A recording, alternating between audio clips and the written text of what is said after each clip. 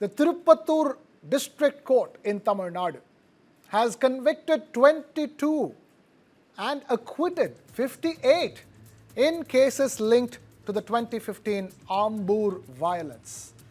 In a separate order, 161 of the 191 accused were also released across 7 riot cases. 14 of the accused have died during this long-drawn trial. The spark goes back to June 2015 when 26-year-old Shamil Ahmed was picked up by Pallikonda police in a missing woman's case. His family alleged that he was illegally detained, brutally tortured, and later died in custody. That death lit a fuse. Ambur saw over 3,000 people gather in protest. What began as anger on the national highway spiraled into a riot. Police vehicles, buses, and a TASMAC or a liquor outlet in Tamil Nadu were torched. Stones were hurled at ambulances. Hospitals were ransacked. Even the Ambur town police station came under attack. Police cracked down with lathis, but not before 38 officers were injured. Dozens of youth were arrested and charged with rioting and even attempt to murder.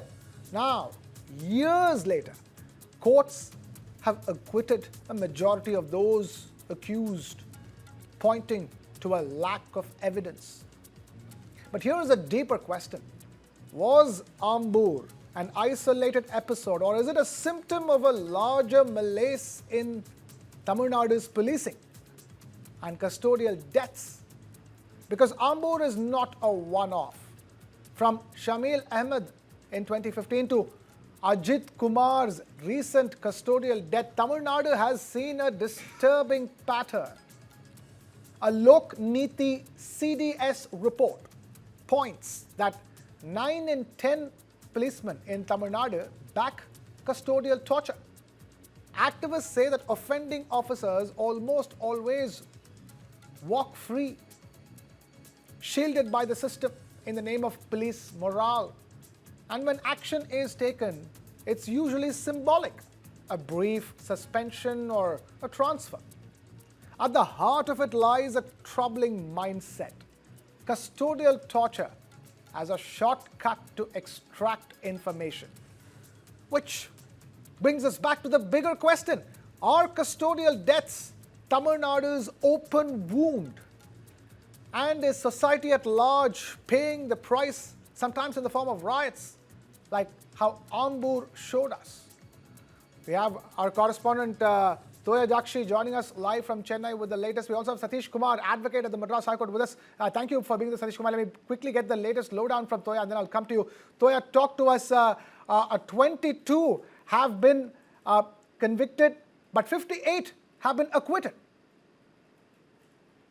Well, yes, Krishna, first of all, let me give you a background of what exactly happened on 29th July 2015. The Ambur riot case pretends to violence that erupted in 2015 following the death of a 26-year-old Shamil Ahmed. He had been taken for questioning by the Pallikonda police connection with the missing women case. Later, he allegedly died due to injuries sustained while in the police custody. Later, his family members and several Islamic organizations accused the police for custodial torture and staged a protest along the national highway in Ambur, which turned out to be a riot. During this riot, protesters set fire on two-wheelers, jeeps, police jeeps, and mini buses and TASMAC liquor outlets. Due to this, there were several stone pelting and almost 191 people were arrested. Now that when the court proceeding and the verdict, the Tirupattur District and Session Court, which was originally expected to deliver its verdict on the Tuesday, it deferred to be on Thursday, that is today. In the anticipation of the verdict, over 1,000 police personnel were deployed under the supervision of the Vellore and Tirupattur Superintendents of Police for the security across the district. Now that the verdict has come out, the judgment has come out, where now 4 cases filed against 58 individuals acquitted in two of them. In total of 191 people were arrested in connection with the 7 Royd-related cases. The court ordered the release of 161 out of 171 accused individuals. 14 of the accused had died during the course of the trial. But now that the verdict declared the 22 people guilty, among them A1, accused one, Bairos Ahmed, was convicted. The later former MLA, Aslam Pasha, was also named among the convicted individuals. As a result, the court has ordered the seizure of his properties due compensation of the damage caused to the government properties in 2015, Krishna. Right, Toya, that's the lowdown as far as the case, the Ambur riots case is concerned, the final judgment is concerned. Satish Kumar, it all began with custodial torture. Here we are discussing custodial torture. Tamil Nadu making headlines for custodial torture just a couple of months ago with the case of Ajit Kumar, the temple guard who was tortured to death in police custody. And even Ajit Kumar's case wasn't exactly a one-off when it erupted. And you take this entire, we've come a full circle, isn't it, in the last 10 years. It began with Shamil, and now we're still talking about Ajit Kumar. Exactly. See, but the difference between 2015, the Ambur case and the Ajit Kumar case is totally different because this verdict is subject to the riot what happened in 2015 based on a custodial death. But the Ajit Kumar case we cannot compare because that was a brutal torture by the police people. And in 2015, it was basically because of the complaint given by a family for missing of a female naming Pavitra. Pavitra was missing totally, and so now we are talking about the person who died in custodial death. But no one is talking about the case what happened to the girl Pavitra. That family is still in dark. And no answer to that family, and the whereabouts of Pavitra is still not known. And but now we are talking about the custodial death and subsequent riots happened. Why the government, the police has taken nearly 10 years to probe this case, and this shows that they want to dilute the matter slowly, step by step, by which the people will forget the entire episode. This is the strategy followed by whether the ADMK government or DMK government. The strategy is very clear that people should forget. People should forget what has happened, and as soon as they try to forget, then something new will come, and the old issues will be suppressed under the carpet. A similar thing has happened. Now the medias like you are bringing all those issues, and nearly more than 200 people have been arrested in this case, and many of them are released on bail, and some nearly 14 to 15 people, they died during the last 10 years. And I remember this riot was conducted by Dahvid Jamaat, the Tamil Muslim Munnetra Kazhagam, headed by an MLA Aslam Basha. We cannot forgive Aslam Basha. I don't know whether Aslam Basha was one of the named as an accused, and though his property has been confiscated now by the police for under the Damage of Public Property Act. But now we can the private hospital was attacked, and now what we have to see, how the cases shows a different color when it is a matter of a particular religion or a community person. The issue was totally suppressed, and only the angle of custodial death was taken into account.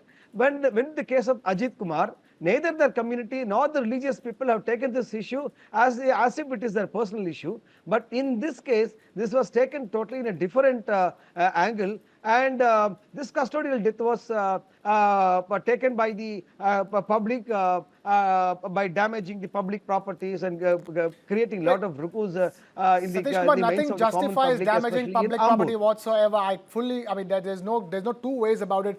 No kind of protest can result in damage to public property, and in this case, policemen were injured. Now, there is no question of justifying the way this riot unfolded, but it's tragic, isn't it? It's the town of Ambur. Ambur is known for the best biryani from Tamil Nadu. It's famous for Ambur, and now look at it. Now people nationally watching this story will think Ambur means it's a riot town. It's a complete tragedy, isn't it? Exactly. That's what. Now, what has happened? The police custody issue was overshadowed by the riot. If the riot would have not happened, and naturally the concern about the custodial death would have come more. I feel, see, in each and every police custodial death, the issue was taken by the police authorities. It differs from case to case. Ultimately, their intention is to suppress the matter under the carpet and divert the people's mind and bring in another issue, or maybe make the people to forget this issue. This happens. This is one of the strategy of the not only the police and also the political people who are all in the, whether the ruling party or opposite party. Their ultimate intention, according to their convenience, they want to suppress the matter. If they want, they are bringing the issue up. In case of we Fair enough, cannot Satish forget Kumar, point taken. the Thoothukudi issue also. If they want to bring the issue to the public, they are bringing the issue to the public. If they want to suppress, they are suppressing it. Fair It is point. purely a Point. political game. The police custody death is purely a political game. If at all they want, they can rise it. If they want to suppress, they can suppress. This ultimately shows. But Satish Kumar, fact of the matter is that issues. Tamil Nadu has seen a disturbing pattern of custodial deaths. It might not be the right justification for the riots in a case as far as Ambur is concerned, but fact of the matter is that look at the numbers, look at the rise in custodial death numbers. It seems to be an endemic problem as far as the policing system is concerned, and we hope there can be a solution to that at the earliest, as providing justice in this particular case itself is concerned. But I'm afraid we'll have to leave it at that.